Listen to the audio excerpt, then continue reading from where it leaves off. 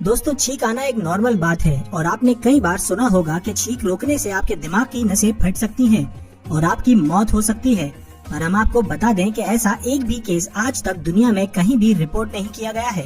तकनीकी तौर पर छींक से मरना असंभव है, पर छींक रोकने से कुछ बहुत गंभीर चोटें आपको लग सकती हैं, जैसे कि मस्तिष्क में फ्रैक्चर हो सकता है, गले में मौजूद फूड या साउंड पाइप डैमेज हो सकता है, फेफड़े फट सकते हैं और दिमाग में खून के थक्के जम सकते हैं।